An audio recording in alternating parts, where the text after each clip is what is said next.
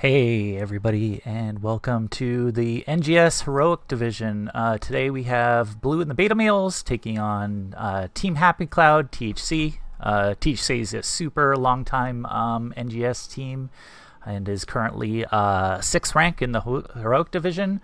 Blue and the Beta Males is 10th ranked currently, but a lot of games left, and both teams are trying to hang on to some final spots in the Heroic Division for the playoffs. I'm just going to go to my browser for 1 sec, and we can see divisions, Heroic Division, and yeah, as you can see, Team Happy Cloud has 19 points. They are currently 12 and 11, and Blue and the Beta Males has 12. They're currently 6 and 8, though Team Happy Cloud has played 2 more games currently. So Blue and the Beta Males has some games to make up, and in order to take one of the last spots for the division. There's a lot of teams trying to push in, and you can see in the Heroic Division there's a lot of extra teams. Their last spot is going to be between 5 different teams. Some of them are probably mathematically out of here, but yeah, both teams are pushing for playoffs at this point. And we are going today to Alterac Pass. So Alterac Pass, interesting map. There's lots of different strategies. Lots of good picks work here well, whether or not you have stalling picks like a Chromie or a Junkrat to stall the objective. If you have a Nubarak as a good tank for this map, allows you to take the objective for free. The Beetles tank the minions that guard the objective. And yeah, of course, I think you also want on your team usually some sort of camper, somebody that takes camps really fast, whether that be your bruiser, somebody like Hogger, or it could be like a Greymane or that sort of thing. You just want to make sure that you do that mid camp really quick and rotate. But there's all sorts of different cheese I've seen on this map. Hammer. I've seen funny Illidan and Abathur comps. Boss control is really good on this map. There's 2 bosses, one at the top, one at the bottom, and yeah, so lots of different strategies can work on this map. Yeah, generally teams will play some wild stuff usually. I think we're still waiting on one player, and then we'll get going here. And yeah, I appreciate everybody for tuning in. I've been doing a little bit of streaming lately, hoping to do some more while I'm taking this season off, and maybe I'll be back next season. But yeah, it's been exciting to watch some of these games. I know these teams decently well. I've scrimmed Team Happy Cloud a few times, and Blue and the Beta Males were in my org for a while, so Blue and Canny and that sort of thing, and Gibbs I've played with for quite a bit.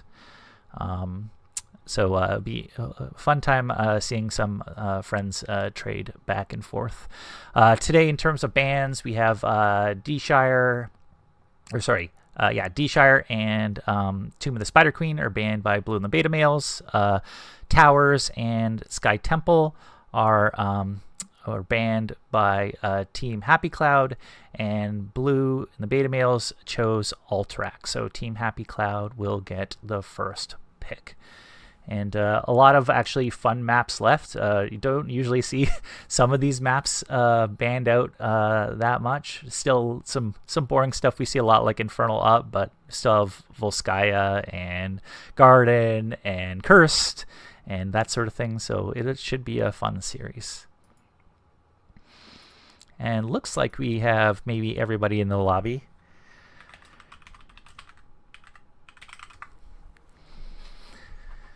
Just getting a little bit organized together, and we will go into this game in a second here. Once again, appreciate everybody for joining in. Most people have been broadcasting on Twitch. I've been trying my hand at doing some YouTube stuff because it It's something I've been streaming on for quite a while, but yeah, if appreciate everybody for showing up. Looks like we're about to head into the draft in a second here.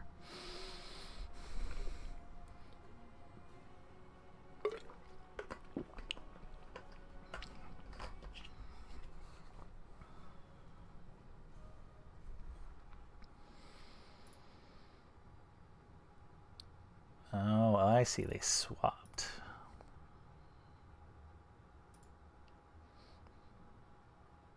There we go.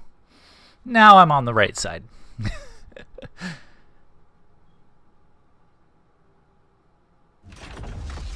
All right, into the draft. So Alterac pass. And we'll kind of see what the teams might be going for by their first bans and that sort of thing here. Like I said, stall is really good on this map. Having a Nubrak to take the objective is a pretty decent cheese. You can do like side push with like a hammer, or like really good sieging heroes, that sort of thing. And there you see a hammer banned out. They are looking to take away some of that side siege from blue and the beta males. But you can actually siege with whatever you want. And there's a Zeratul ban. Zeratul is pretty good for soaking on this map, and can have some free reign, especially if you expect the game to go late game. You see the Junkrat ban. Junkrat really good for stalling the objective and generally preventing people from pushing into your objective with traps and with boops and all sorts of stuff. Generally a really, really good hero.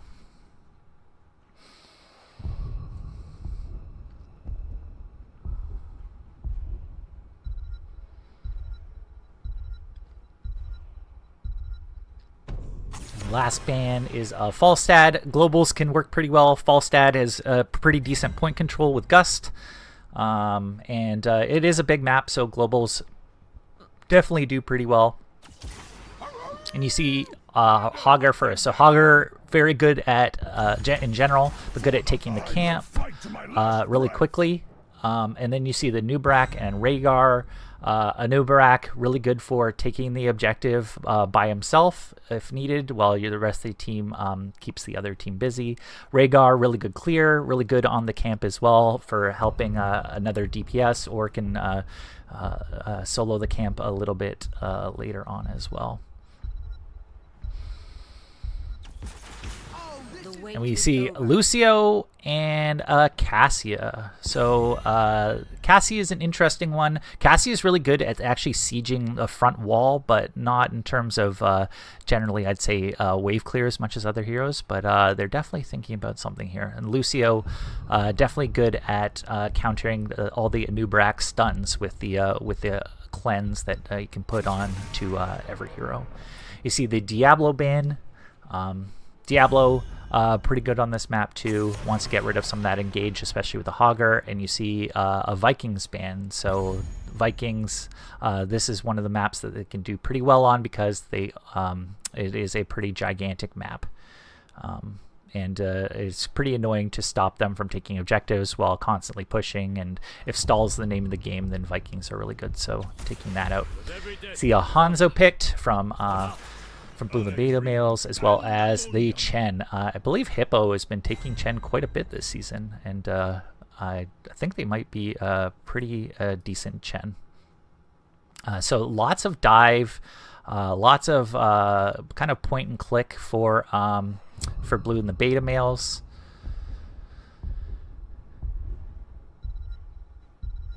And we'll see what these last two picks are. By getting the last pick, Blue and the Beta males will be able to try to counter some of this. And we see a triple front line here with a Johanna and a Leoric.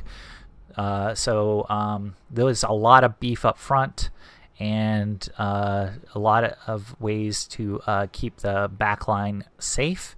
It is interesting because a lot of the clear is going to be dependent on the Leoric and Hogger in this case, and as well as Johanna.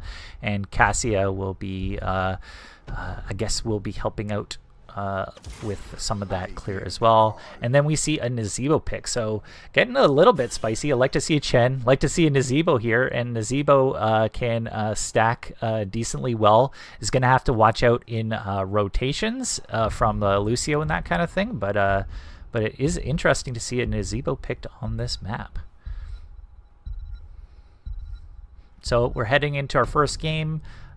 Generally, I kind of like the point and click abilities of blue and the beta males, but it will definitely be hard to get past some of that front line. I do wonder if Nazebo ends up going like a Toad build here or something like that with a front line. It makes easy stacks, but obviously it's a pretty wide open map compared to a lot of them. There's not a lot of like small lanes and stuff, so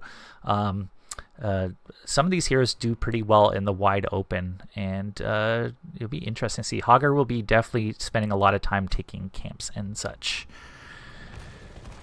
Okay, and so let's get into it. For blue and the beta males, we have Canny on the Hanzo. We have Kal-El on the Rhaegar. McGiblets on the Nubarak. We have Eternal Blue on the Nazebo and Hippo X on the Chen. And then on the blue team, we have Drinking Bird on the Cassia, Fade on the Johanna, R275 Delta, I'll say R Delta on Lucio, Rob on Leoric, and Crispy on Hogger. And we'll check out the talent picks early on. We do see the Toad build from the Nazebo, as well as the arrow stacking beetles, which makes it very easy to take the objective. And both teams are kind of lining up in the middle here. As well, interesting, Johanna actually took the Laws of Hope, which we don't see as often, but expect some stacks, probably a lot of rotations for that Johanna. We see some slight trades here, but yeah, this is where it'll be a little bit dangerous to go through. You see blue going down and trying to do some stacking against Crispy here. And yeah, these rotations with the Lucio will be pretty interesting. You see Canny and Kal-El going for the camp right away. Hogger's already just started the camp for that side. See if we get the spin down. Oh, and we have a pause. I'm just going to go back to the map view for 1 sec, just while the teams are figuring it out. I guess we are getting some FPS drops for one of the players, but we will get back into the game in a second.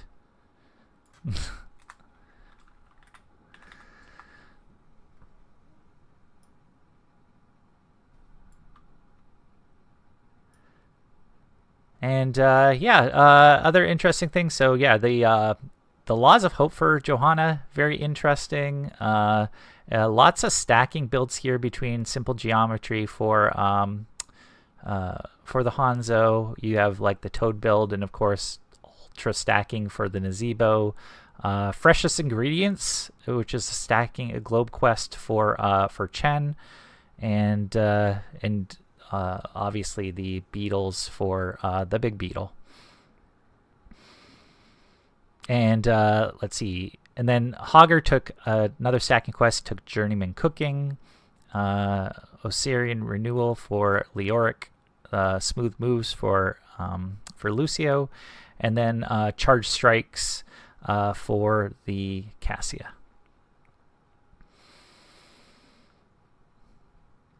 Still waiting just a second here for issues to be resolved, but we'll go back in a second. Both teams are currently in the process of taking camps, but under NGS rules, I can't show you the game at all or positions because that would be cheating at this point, especially with a delay.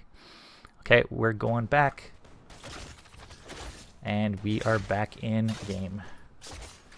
So we see Johanna here against Eternal Blue, who will be able to stack pretty well against that Johanna. Not a lot of danger there. And Eternal Blue is going to try some side siege, and we'll have to back up. Meanwhile, we see both camps taken right around the same time. Though the wave is pushed in the mid for the blue team. Not far enough though where the towers will actually get range on it, so they will be looking to clear. Up top, Hippo and Leoric are battling, but they're going to have to respond and clear this mid. And there's a stun onto the Johanna, but Johanna has Unstoppable. They look at the Kal-El and Gibbs. Generally, red team is a lot lower out of those trades, and I think they're end up using these the blinds to empower the Cassia from the Johanna here. So a little bit taking off the wall, not too much. Meanwhile, Eternal Blue is looking and is able to clear, and not sure to have tap, but we'll have to go back relatively soon. And you see the rotations here between bot and mid. There's a stun onto the Johanna, but immediately the Unstoppable gets popped. And blue is down here defending off Crispy, and they're looking for a gank on Crispy. Gibbs goes deep, but rest of the team doesn't follow. Blue is too low and has to go back. And then up top, Hippo got dove on by Delta, and Rob is pretty low. He's going to have to be decently careful. Both teams are now back to their camps again. And some decent clear here, which Nazeebo will go in and try to take. Some decent stacks so far. And the Johanna is looking at that objective while the Lucio stalls the minions. That would interrupt it. So this is one of these areas where you're going to have to pick if you're the red team, if you're going to defend the point. They're looking to rechannel. It gets interrupted. And then there's 5 blue that are coming down here. Spin in by Hogger, and a dive in from Gibbs. Canny's getting pretty low. Delta's getting pretty low as well. But that channeling actually fully completes. They sent 5 for it. They're looking at that Chen. Chen is at 4, finally dies. Delta's getting hit by the towers and goes down with them. Meanwhile, Rob has been clearing up mid. There's a big amount of experience top here, big amount of experience bottom, and yeah, the first objective for the blue team, who put all 5 there to go and take it, and came out ahead. They're looking at mid, it looks like. The Hogger's down bot with the Nubarak. It's kind of tough for the Nubarak because there's a lot of characters that have unstoppables for the blue team. And there goes the wall. Kal-El is looking clear, but it has to stand on top of things if they want to do so. And Delta goes in the back line looking for Kal-El. They're still looking. Johanna is getting hit by tower, and Delta is in between towers at this point. See if they actually notice. There's the ping onto Delta. A stun from Gibbs. They're definitely getting called out, but the team is busy trying to get rid of the rest of the minions. So we lost bot wall for sure, half of mid fort, and the Reds mid wall, as well as just like front gate and a lot of that top tower up top. So actually a pretty effective early objective for the blue team. Meanwhile, both teams are taking camps again. Canny is out here looking to clear, and Gibbs in the middle doesn't want to get dove on and backs out. See Chen rotating up, maybe looking for a flank for a fight. 10s are online. We see the Entomb and Divine Shield. We see the Valkyrie and Hortipult. And a web wrap from a noob, and basically all the point and click stun abilities for. They're looking at the bottom for the Leoric. Leoric gets the handoff, but a lot of damage, and the Leo goes down. Meanwhile, Gibbs goes back to try to stall that wave coming in. All they need is a beetle, but But yeah, that mid fort is taking a pounding. Meanwhile, blue is up top, and blue is on a pretty gankable hero, so they're all going for blue. There's 4 here. There's the stun arrow. Blue is trapped in its own zombie wall, but Hogger goes down as well. They've got the wrap onto Lucio. Lucio look for an unstoppable target when they get out. And, oh, just missed. See if Canny can hit it, or Hippo finally gets it. Still a lot of pressure going mid, and the red team is going to use this time to start channeling the objective. They have quite a bit of time here to get a lead on it, and meanwhile the Leo is still down bot, and blue team is clearing up top. They're putting Gibbs on it to just sit there and channel while they actually go and worry about the camp, so the camp adds with extra pressure. Gibbs will probably have to give this up at some point here. Still 16 seconds. And 4 blue team members rotate and look at Hippo, but Hippo uses barrel to get out. And only 8 seconds left on the channel. Meanwhile, both teams I expect to come down here and get rid of these camps, so they can do quite a bit of damage if left unto themselves. There's the shield looking at Canny. Canny gets out. There is a Entomb on the Kal-El. The arrow misses. Blue is looking to go and clear, and they manage to back everybody out. But still 5-on-5 here in mid. Hippo is looking to dive in the back line. A big stun from the new Barak. Valkyrie pulls in Hippo. Both teams healing back up pretty quick. Red team is going to go here and look. There isn't as much stall for the blue team here, so Gibbs might be able to channel this by himself. And all they have to do is hold on for 8 seconds here.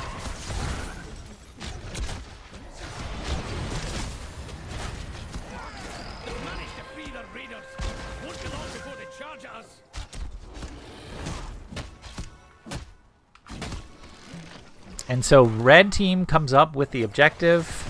The lanes are pretty much even right now in terms of minions and that sort of thing. And blue's doing some big stacking right now. Meanwhile, the front line's down here trying to delay while the pushes. A big stun from the giblets, but obviously damage isn't falling up down there. Rob is going to have a little bit of tough time with the ranged damage from Canny as well as Kal-El. I'd fully expect that this fort is going to go down, and you see red team like controlling that rotation going down. They might look at a stun at Rob, but there's the web wrap on the Hanzo. They look for the stun, but they are across the map. There's the Entomb and the arrow. And red is, while fighting and nobody's dying, that means that these objectives continue to push, so good job by the red team. Meanwhile, up top, Eternal Blue is taking a lot of chunk out of this top fort. And we'll definitely be doing some big sieging later. Oh, there's a big hit onto Fade, who ends up dying. 4-on-3 down here bot with objective. They have extra move speed from that objective. And here comes Crispy from the side looking to flank. And now they're going to back up. I think blue is going to look to cheese out this top while the rest of the team goes back. They might go for their camp, but let's see. Blue has his Gargantuan, does pop it, goes for the cheese on it. Will be able to go full back. The rest of the team is down bot, looking to take out this boss. And without the fort there, it will be pushing on to keep. But this mid fort is going to probably get some damage as well if the rotation isn't too quick. The good thing about Nazebo, though, is the zombie wall definitely slows down these pushes quite a bit. And you can actually see Hogger is out of the fight currently, is taking the red camp. They have the web wrap onto the Lucio. They're following it up with the zombie wall. big dive in. Delta's still alive, 100 health. Gets taken down by one big scatter. Rob is super low as well. That not going to be able to regen life. Crispy gets out, and Crispy had to pause. But kind of interesting because Crispy went for the sorry, we have a pause here. Crispy went for the camp instead of getting off of it for the actual fight. And because of that, it doesn't necessarily take out the mid fort. It did allow for the minions to push into the keep wall, but might actually be able to save the mid fort. And I think we're going back in right now. So yeah, they did save mid fort. The boss is taking a lot of damage bottom, and the clear in terms of like boss clear or that sort of thing isn't that great for the blue team. Meanwhile, red team has really good boss clear with Canny, with a scatter in a small area like this, with Kal-El, and Rob is going to be able to scout this out, but it's going to be hard for them to go get it. Meanwhile, Gibbs is trying to slow all this entire wave and save this fort with beetles, but there is this stun. Gets unstoppable out. His super low dive into the backline into Gibbs. Crispy's taking a ton of damage. Crispy gets hit by that big arrow, is stuck behind the wall. Canny goes in and gets taken out. Rob with the Entomb, and there's the ice block from the Nazebo. Delta's taking a ton of damage. Fade's taking a lot as well, and then Rob is still in the backline alive, but is going to be able to get taken out, and that is a 4-for-1. And so Drinking Bird is all that's left to try to defend this. There is a half of a boss here, as well. They'll be able to use beetles for push. They can dive past, and they will be looking to on Drinking Bird here. And they have quite a few seconds on this map. Taking out one of these keeps takes off the armor on the core. Usually you'd want 2 keeps down in order to push onto core, and you see that the red team is backing out. They're going to be waiting for 20s and using all their push power to push in with the Nazebo, with the Anubarak and that sort of thing.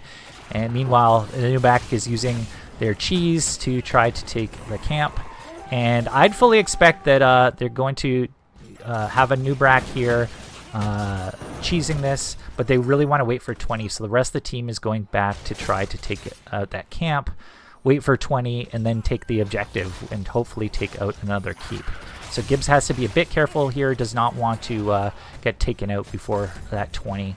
And Hippo is pretty far out there too, but seems to be safe.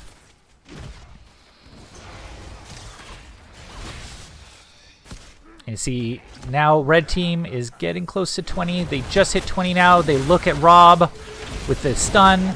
Kal-El bites in.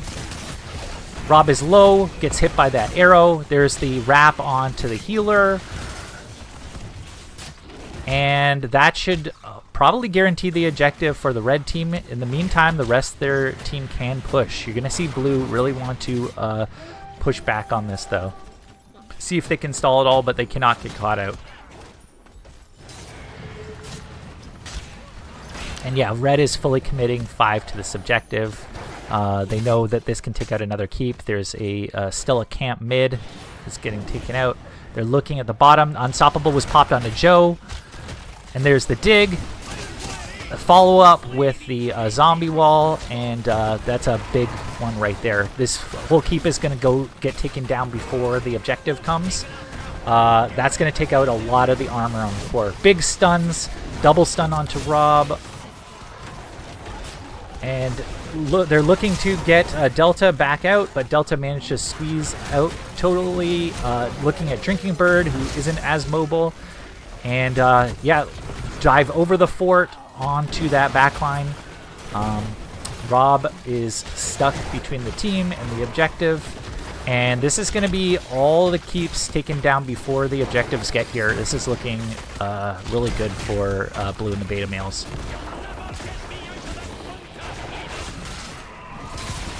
And you see the wrap, and this is going to go down really quick. The objective hasn't even got here yet, but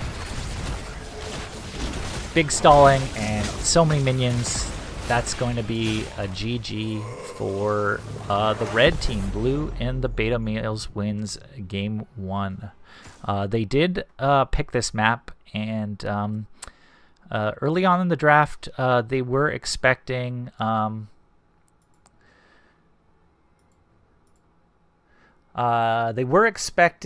lots of some cheese with the hammer bands and that sort of thing.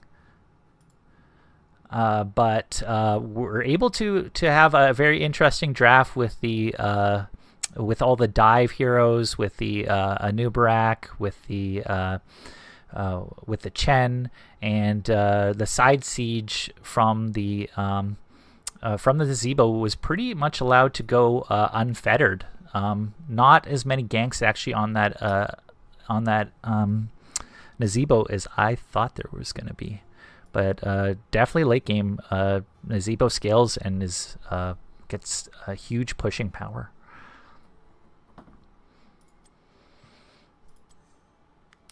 And we'll see what map we're going to hear next.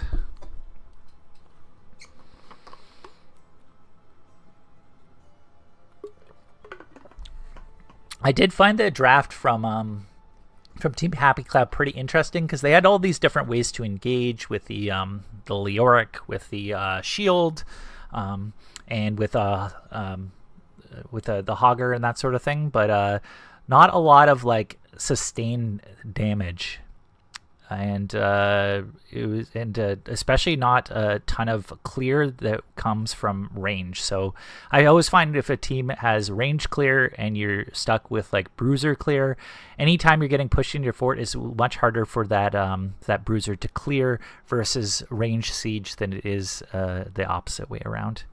Looks like we're going to Battlefield of Eternity. So I will put that up.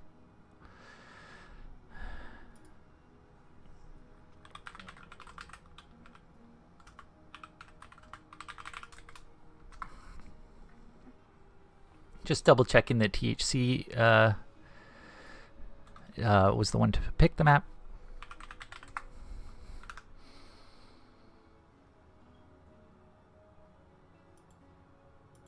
And yeah, so THC is picking this map. I believe this is if I double checked, I think this might be their highest win rate map. I think they are currently 4-2 when I looked before on it.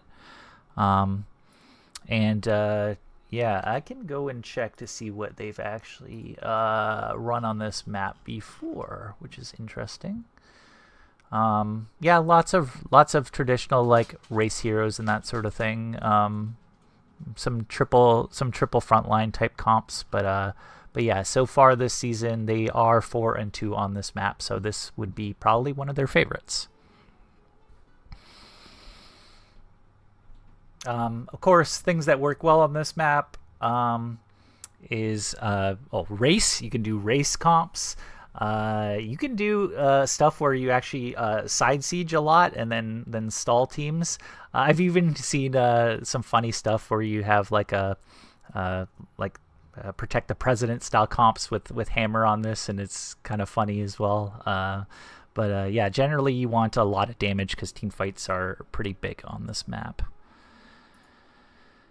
And characters that race really well, that have extra abilities or talents that allow them to race. So some stuff that you wouldn't normally see, like the Rainers, the Lunaras, that sort of thing can work. But generally, like Vala, Greymanes, that sort of thing are a bit higher contention. The Leemings and any kind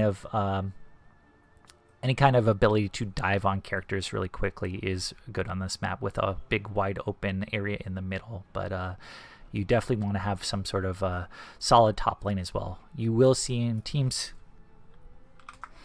we're getting in the games in a second. We will see some teams do all sorts of interesting strategies as well. But sometimes you'll see a 2-3 where they push to top, a healer and a DPS, and try to challenge whatever top bruiser it is. So lots of different options. We're going into the draft now, though, for Battlefield of Eternity. Blue in the beta males is up 1-0. THC is looking to take this back on one of their better maps. And because THC grabbed the map pick, it is first ban to Blue in the beta males. We see the Vala ban. Vala really good on this map in terms of racing, especially with the Q build.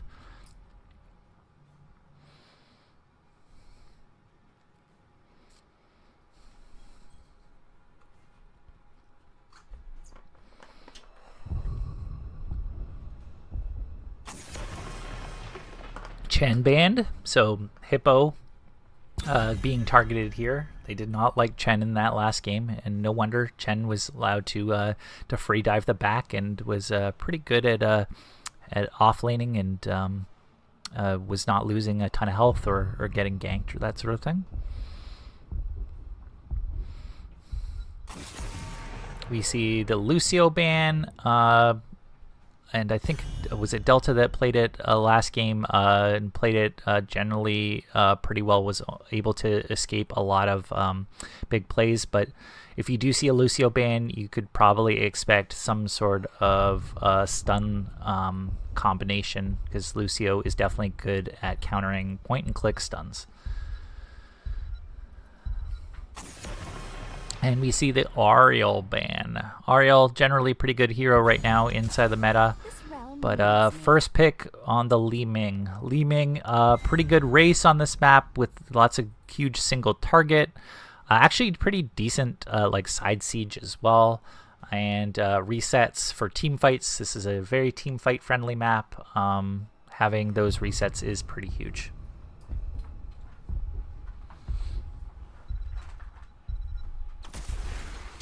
We see the Diablo and a Chromie. So Chromie can do rewind. Could also do like the what is it called, slowing sands. Lots of different options. Diablo allows you to dive really hard into the backline, and pretty good against magic damage heroes, especially with the level 1 spell shield talent. And now we see Stitches and Anduin. It's actually a pretty classic combination. Anduin can pull Stitches, put people behind walls. Stitches, obviously, with the Gorge and that sort of thing. The Diablo Stitches matchup is actually a pretty interesting one. There's not... You're not going to stop a Diablo that well from diving into a backline with Stitches, but you definitely can take a fight before the actual fight happens with the Stitches. Gorge somebody, get pulled by Anduin. You have the light bomb there for when they come out of the Stitches Gorge. Lots of options. And you see the Sylvanas ban. Sylvanas really good pushing with objectives. You can send Sylvanas to side lane while other teams are trying to race and that sort of thing, and you can get a lot of damage done. Generally makes anytime you win a fight, you're going to win a lot more if the Sylvanas is on the team. And you see the Brightwing ban. So a lot of the good healers are gone now. Oriole's gone. Brightwing's gone. The Lucio and the Anduin are all gone.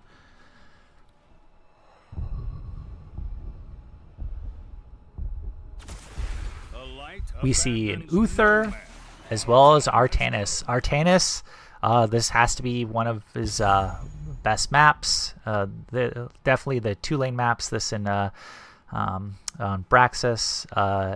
Definitely really good race with the Artanis. Also gives the ability to swap people in, gives them their own engage, and has actually an unstoppable as well. With every death comes honor. With we see the Hanzo, as well as a Muradin. Muradin can actually talent into this map, so it does quite a bit of siege damage. If you want to especially do any kind of diving or that sort of thing, is pretty good. If you're, this might be a matchup between the Artanis and the Muradin that they actually expecting. The Muradin block is pretty good into the Artanis, and you typically don't see Artanis take the stacking talent on this map, but you see the Tracer as well. So there's going to be quite a bit of dive from Team Happy Cloud into the back line between the Artanis, the Tracer, the Diablo, and you have a Divine Shield there as well to ultimately secure kills, though Divine Shield definitely can be used for the Gorge target as well. See if the Muradin is actually taking Haymaker. That would be interesting. But Muradin, while has the block talent, certainly does not do as well as Tracer, because Tracer does just so many auto attacks in such a short period of time that it runs through all the block charges of the Muradin. Okay, so let's see. Let's start with THC this time. We have Drinking Bird on Chromie. We have Fade on Diablo. We have Rob on Artanis. We have Delta on Uther and Christinator on Tracer. And then on the red side, we have Hippo on Muradin. Stitches is McGiblets. Anduin is Kal-El. Li Ming is Canny. And Hanzo is Eternal Blue.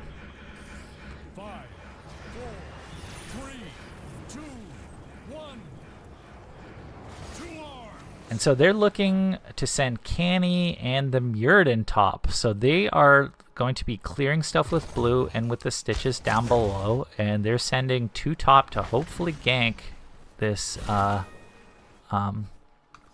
Artanis.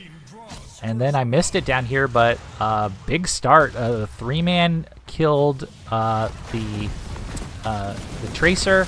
I'm guessing, just based on the pings, it was a root by that Anduin. And Rob is going to have some trouble up here defending this. This is a pretty big advantage right now for blue in the beta males.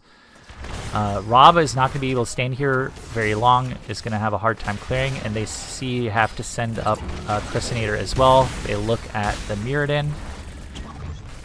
And let's get into talents for a second here. So we see W deep breathing for the Chromie. You do see the racing talent, amateur opponent for the Artanis, and we see kind of more normal laning scenario now. Red team is starting to take out the bottom camp. They got everybody racing in. Canny's gonna look here, but gets most of the damage onto with a pull off from the objective, but nobody can get on it. Meanwhile, Gibbs is pretty far forward and is getting body blocked by Fade. And there's the pullout.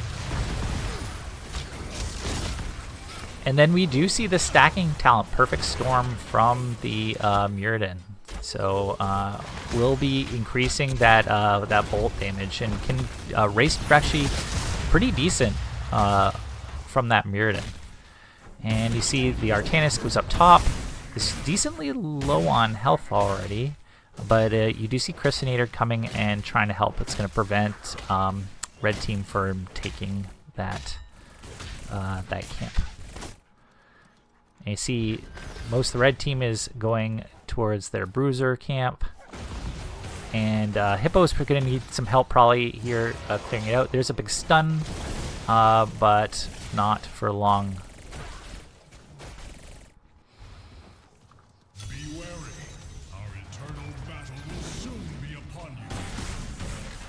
And pretty early take of the Reds' bruiser camp. They're looking to get everything pushed out. They're looking at Christinator, but decide to clear that camp instead. Fade is getting set up in the bush. They're going to look up top here for some sort of pick onto blue. There's the charge, the stun, flip, and a big stun from the Uther as well. They look for the swap. Giblets is going to have to head back a little bit, and Fade looks for a stun onto Giblets, and Canny is forced to be the only one that can race right now. So more and more stacks for that Muradin. They get the stun on the Diablo. There's the follow-up route. Oh, almost taken out, almost with a reset. Very close. And Chrysinator's here, looking to defend. And red team is going to try to race. They're going to end up losing this race, but they had a good look or two right there. All they need is that one reset, and they almost got it again right there on Fade. Let's see a bunch of XP to pick up down here. They look at Gibbs. And almost hooked onto Delta. Get scarier and scarier the later game that goes, and get Gorge. But there's the flip onto Gibbs. And this is a pretty decently healthy Immortal. We'll probably take down the wall by the end of it. In the meantime, Hippo is staying a bit far out. It's going to get rotated on here by Fade and by the Tracer, but they missed the swap onto Hippo. Meanwhile, the rest of the red team is down here taking it out to the bot camp. And they're staying up here with Hippo. Hippo gets stunned against the wall. I guess the jump was down, but yeah, it does get taken out. They faked that they're going to leave, and they stayed out of vision and were able to snipe Hippo there. And here's the rotation through onto Fade. Fade pops that spell shield, but Blue gets taken in and gets pulled, but Chrysinator is able to hunt them down. That is the danger of the blue team's comp, is that any single second they can dive onto a squishy. They have a lot of diveable heroes. Blue team is taking out the top camp, and red team is looking for Drinking Bird bottom, but would have hit that if Gibbs was 13, but at level 8 that hook is pretty nubby. I shall land in a moment. And Gibbs is stuck here. It's going to get body blocked. Double stun there onto Gibbs. The rewind onto Gibbs. Kal-El is able to use the big heal onto Gibbs and just gets out. Look for the hook. Just misses. Meanwhile, up top, Blue and Hippo are looking at Rob. Well, the red team is just defending this bottom. They're going to have to look here in the next few seconds, though, because blue team is going to have 10 here.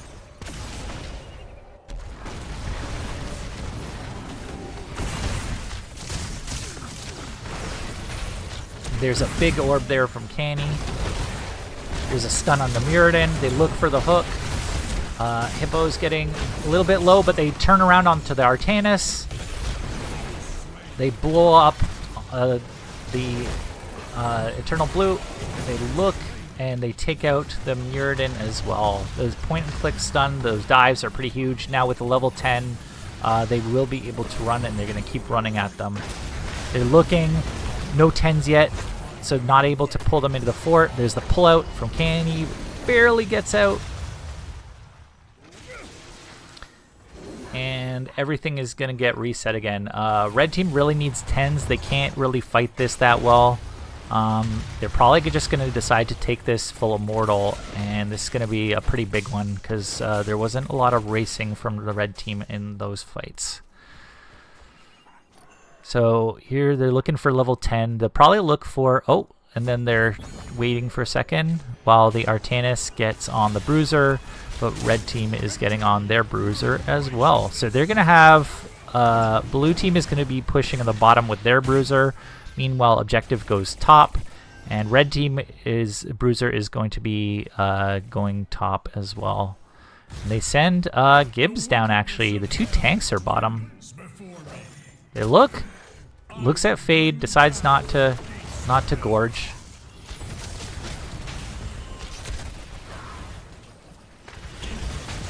Oh, and there's a flank by the Mirrodin. Almost gets out. Big swap onto Canny.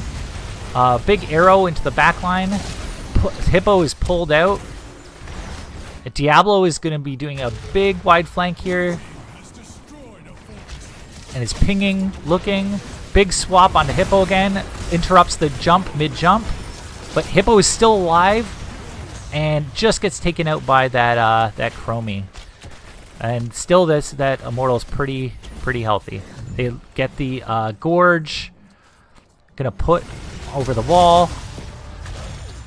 Christenator is between all the towers. And that's going to take out the entire wall. So they got top fort as well as the wall and quite a bit of push down bottom too. Gibbs is going to look again for a hook, but has no more Gorge.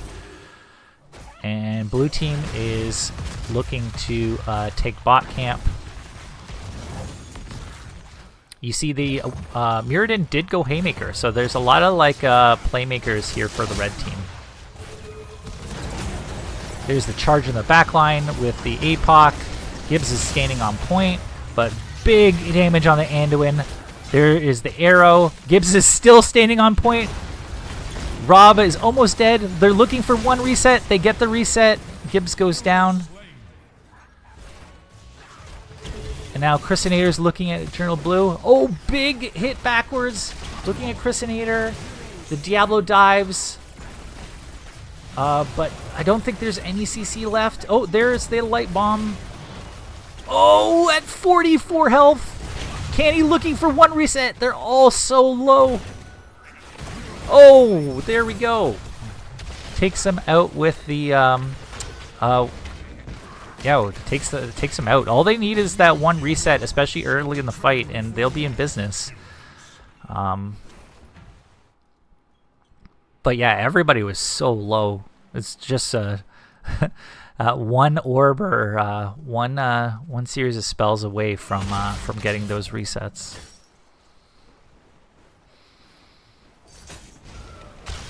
See, red team, they pushed Rob back. There's the playmaker, and really nice swap there from Rob. Managed to counter that ult with some basic abilities to get out, and that unstoppable is pretty great. And you see both teams racing here. And this is one of those scenarios where red team races a bit faster. They look at Gibbs. They got the hook, but the immediate unstoppable. They have the Tracer. And Tracer was over the wall. They're looking. Jump in from Hippo. Looks for another hook onto Delta. There's the first reset. They're looking at Fade. The objective is going down pretty quick. They need to dive on them. Rob. Oh, there's a big APOC. Hippo gets out. Big reset. Kal-El, barely alive, gets the W off. Oh, man, and there you go. There's the 3-man. Oh, and they're looking at Drinking Bird. Drinking Bird was going for the last 743 health on that. What an incredible turnaround so far. Diablo might try to sneak around, but it probably is not going to be in time. Insane that Kal-El got out of that. Was so low.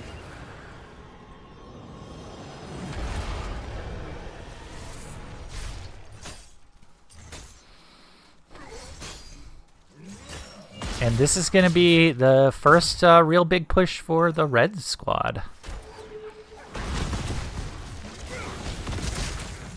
And there's the hook on the Fade. Oh, right into the stun.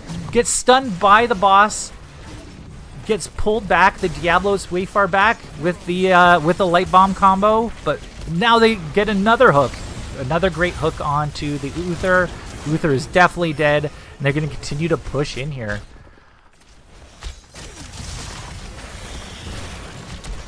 Another hook, with the 13 down. Hippo is pretty far forward, but Christenator decides to take out the wave instead of diving onto Hippo. Hippo is going top, using the burning ability to tank the objective here. Don't know if he knows there's two people here.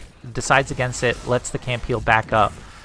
His entire team looks to rotate, see if they're on that bruiser camp. And they will use this time, seeing that there's 2 top, to use this as a full invade with their 16 talent. So this is going to be a lot of minions pushing bot. They have 2 full camps down here. Gibbs is kind of wandering around mid, looking to see if they can catch anybody in rotation, but that's a lot of camps. I think they're going to use this time to go and push this top and finish off this fort. So now we're probably in a position where we're pretty... now red team is actually ahead in structure and will be able to have this this camp come out. They can even hold on to it here if they want to take it at the last second and force... Oh, and look up top. Look, but Diablo tanks that tanks the arrow, and Muradin can get interrupted by quite a few of the abilities of the blue team. So not the ideal time to die, definitely. They look for the hook. They can still look for hooks at this point. And unfortunately for red team, everything is on the opposite side for them. They would prefer to have their defensive immortal on their side. But right now, damage is split. Gibbs looks for that hook. Still 13 seconds left till the Muradin is back up. Meanwhile, top has been pushing. Diablo is looking into the back line. You see the Diablo get pulled. They're going to put him under tower. And there's the invulnerable. But Delta's really far forward to actually save that. And meanwhile, the rest of the blue team has been racing. The red team needs more picks right now. So they're looking at Fade. Fade doesn't have a lot of outs left. And that's a big one. Even though they got that, it's definitely... they can definitely take down this bottom fort. That's a lot of XP. And Chrysinator is pretty far forward too. They look.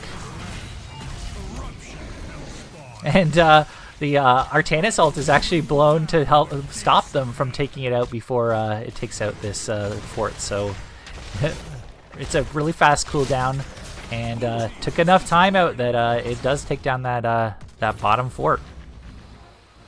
Rest of the red team is getting ready. The bot siege camp is up in 6. Blues pushed out top a lot. And at this point, if you're red, you might think about turtling up a little bit here till 20.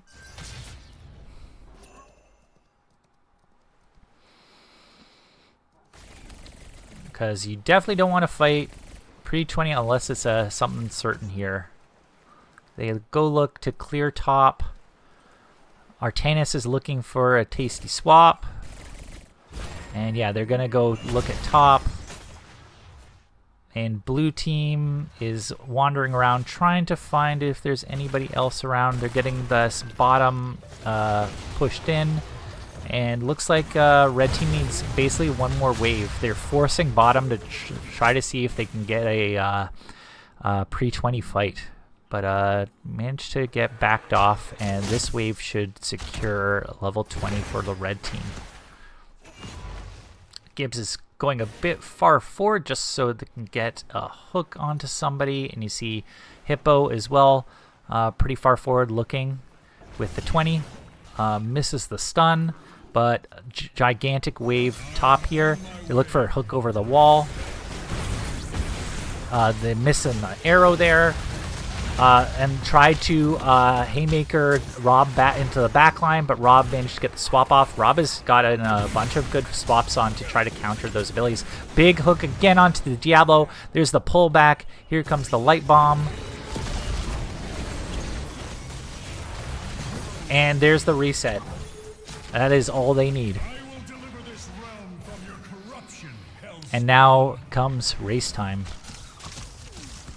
Whole 51 seconds to race. You're level 20. You're going to see blue race as well, but Gibbs is out here looking. Does not have Gorge for another few seconds. Does get the hook on the Chrysinator. Chrysinator gets out. Well, meanwhile, blue is taking it at their camps. I don't know how long to hook, but it's got to be pretty close. Do get that bottom camp pushing, and there is the next objective. for blue and the beta males.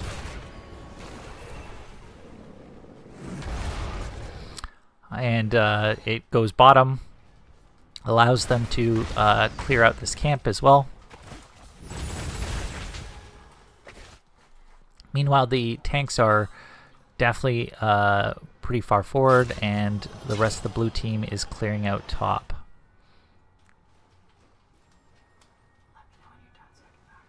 The demon approaches the gates of heaven.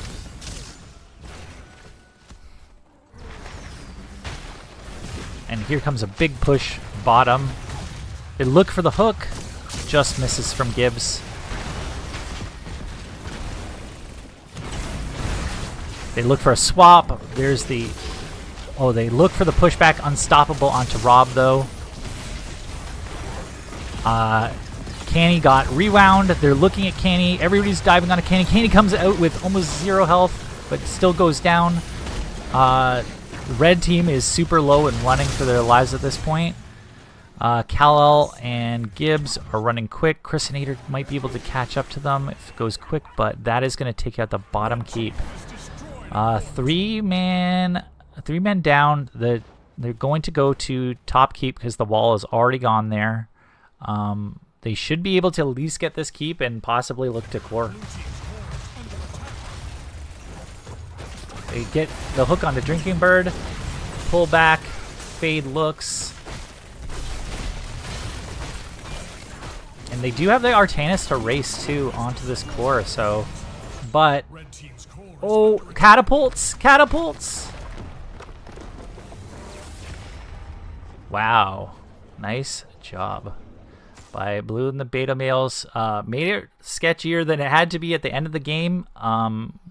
But monster performance there. Really tight game, 16 kills to 12. They definitely picked on the Stitches with the hooks and got Stitches in those early, allowed them to get those early resets after level 10, and definitely really big. Let's see. I'm going to see if anybody wants to come into a lobby with me. Just one sec. I'm going to switch over. And blue and the beta males won that series. So 2-0 from blue and the beta males.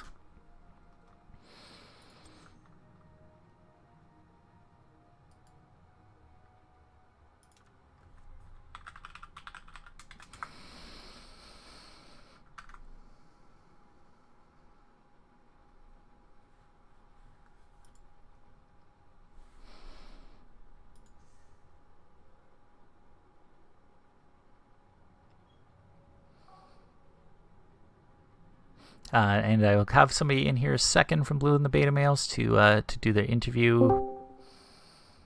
Hey, how's it going? Pretty good. Did you have fun on the Stitches? Oh yes, a team finally didn't ban it. It's been permabanned all season long. I mean, I think like early on the matchup with the Diablo is a little bit rough, but post level 10 with the Anduin be able to have the pull and the light bomb and allow Kenny to get resets or the first reset of a fight, definitely changed that game 2 for you guys. Yeah, we went into that game knowing that we do nothing until level 10, and then level 13 when we truly scale because we got hook range and then we're just playing off hooks and we synced it. Yeah, and it's kind of cool too because you did have the haymaker as well in that game, so you had like multiple ways to engage. We were thinking off playing Garrosh too, but he's like he was hovering Bird, and I'm like only if it's haymaker, and he's like I only play haymaker, and you know I respect that. Oh man, haymaker gamers, yeah. dude, I mean there's Avatar does nothing there. I want the haymaker to weigh whenever I gorge, especially Uther. Yeah, and they actually had to blow like a lot of unstoppables or unstoppable abilities for that haymaker as well. It made it so that it was tough to prevent hooks or any of the follow-up CC as well from you guys. So that was a pretty entertaining game, especially that game 2. Game 1, you guys were on Alterac, and I believe that was your map pick, right? Yes. Yeah, I'm like 90% sure that was ours. and you had some with the Nazebo, which we don't normally see, and with the Chen, which you guys have been playing quite a bit this season. But it was interesting to see all these different characters we don't normally see on that map with the side siege and that sort of thing. What were you guys thinking about when you picked up that, especially the Nazebo? Just soak, honestly. Like, my plan whenever we got into the game was we're not touching objective until we're 10s, and then we fight them and play objective. And I was really shocked that all of a sudden they took our objective at level 7, because I'm like, I don't want to fight that. We tried it, we failed. My plan that game was to just soak lanes and stall as long as we could until we fully scaled. Yeah, you had lane duty a lot. You and the Beatles were yeah. tanking those minions. Someone's got to. Yeah, I know. Everybody else was going to camp. Go to camp over and over and over again, right? I don't have to do it anymore. I'm not a healer. This is nice. Not having to camp every minute and a half on that stupid map. Yeah, and I found on the based on their draft, they were going to be pretty good at clearing minions, but when it came to bosses or objectives, they didn't really have a lot of clear for that. So once you guys were ahead, especially, were able to start doing those boss rotations, you guys got really ahead. Yeah. Yeah. Honestly, I don't have anything else to say. Yeah, it's kind of it. No worries, man. It's just I mean, it's just playing the map. Alterac, honestly, is probably in my top 3 for maps to play. A lot of people I play with, Linehouse does not like that map. So we don't play it often, but he wasn't here tonight, so we went there and we did good on it last week, I think. I don't know. Yeah, that was about as good as you could play it. That one, you didn't get all the objectives, but late game you guys were just rolling through. So it was pretty impressive, that game. And you guys definitely needed the win. You guys are trying to hunt down some of the last few spots for playoffs. Are you guys pretty confident against your next opponents? I don't know who they are, but with the strategy we have now of we're memeing as hard as we can and playing fun heroes, as you can see, I think it's gonna go well. Instead of like try hard drafting, we're just playing fun, weird comps, and it's been working for us. And we should have been doing it the whole season. I mean, if you can play it, and other teams don't know how to play into it or don't see it pretty often, they're not going to have a lot of practice for Chen Keg or for the side siege Nazebo, which somehow didn't get ganked barely in that game. He got. I saw a 3-man gank go after him. I think. Oh no, he walled himself with someone else when he got ganked. You know what? We traded, and you know what? That was a noble sacrifice right there. We took those. Yeah, you sit in that wall and think about it. Yeah, exactly. You killed them. You let them know who's the boss. Yeah. Is there any other shout outs or that sort of thing you want to? Shout out to the homies on the beta mills. I guess our season was very rough in the beginning, and I think we're all starting to actually have fun for once in the season these past few weeks. Shout out for you casting. I haven't talked to you in a while, so that was dope. Yeah, no worries, man. And THC, good scrum partners, known them for a long time. Happy to see they're still actually playing the game. Yeah, I actually hadn't looked at their NGS profiles for a while and just see how many actual NGS games that team has played. At least some of their players. It's kind of crazy. Like up over 300. Season 5, I think. I remember season 5 or at least season 8 they were definitely in with the half this roster. Yeah. Or it was on the team, and then a lot of them, I guess, quit. But they've been scrub partners for seasons with several teams I've been on. Yeah, stalwarts, and especially inside the Nexus and Heroic divisions for sure. So thanks for joining, Gibbs, and thanks to everybody for joining in and watching the game. And we will see you guys.